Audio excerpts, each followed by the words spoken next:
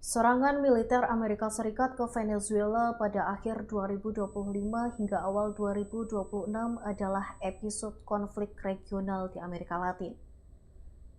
Ia menjadi tanda peringatan global, sebuah sinyal keras bahwa pola lama intervensi Amerika Serikat masih hidup. Bahkan, diperbaharui dengan wajah baru seperti kombinasi perang ekonomi, delegitimasi politik, dan operasi militer presisi. Bagi negara-negara di Timur Tengah yang selama puluhan tahun hidup di bawah bayang-bayang kekuatan Amerika Serikat, Venezuela menjadi cermin yang menakutkan.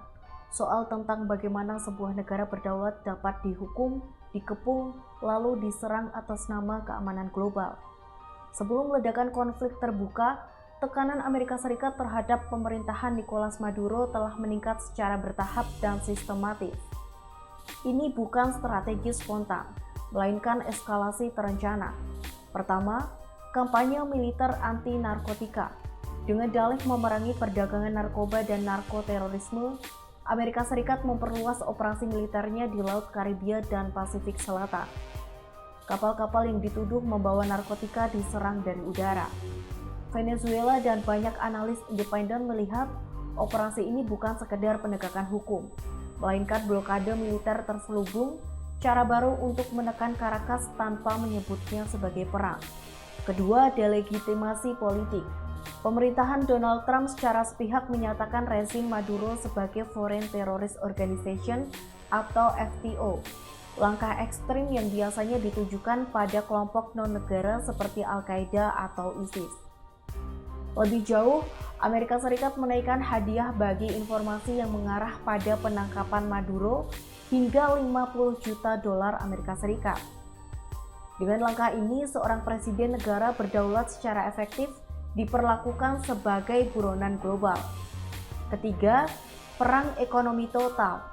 Kapal tanker minyak Venezuela diblokir, aset negara ditahan, dan akses Caracas ke sistem keuangan global dilumpuhkan. Krisis ekonomi yang dihasilkan kemudian digunakan sebagai pembenaran moral bahwa rezim Maduro gagal dan kehilangan legitimasi. Puncaknya terjadi ketika Amerika Serikat meluncurkan operasi militer langsung yang dikenal sebagai Operation Resolution Absoluta. Serangan udara menghantam Caracas dan titik-titik strategis lain. Dalam operasi ini, Nicolas Maduro dan istrinya Cilia Flores dilaporkan ditangkap oleh pasukan Amerika Serikat dan dibawa ke New York untuk menghadapi dakwaan narkotika dan narkoterorisme. Untuk pertama kalinya dalam sejarah modern, seorang kepala negara Amerika Latin ditangkap melalui operasi militer negara asing. Sekretaris Jenderal PBB Antonio Guterres memperingatkan bahwa tindakan tersebut dapat menjadi preseden berbahaya dalam hubungan internasional. Kantor HAM PBB lebih tegas bahwa operasi militer Amerika Serikat dinilai mengikis prinsip fundamental hukum internasional, terutama larangan penggunaan kekuatan terhadap integritas teritorial dan kemerdekaan politik suatu negara. Apa yang terjadi di Venezuela tidak bisa dilepaskan dari sejarah panjang intervensi Amerika Serikat.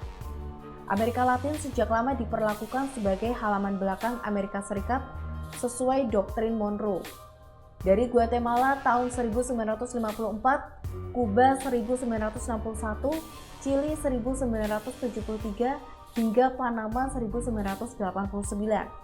Pola yang sama terus berulang, yakni pemerintah yang tidak sejalan dengan kepentingan Washington akan ditekan, digulingkan, atau dihukum. Namun, kasus Venezuela memiliki resonansi global yang lebih luas, terutama bagi Timur Tengah. Bagi negara-negara Timur Tengah, Venezuela adalah peringatan strategis. Wilayah ini telah lama menjadi laboratorium intervensi Amerika Serikat. Download Tribun X sekarang, menghadirkan lokal menjadi Indonesia.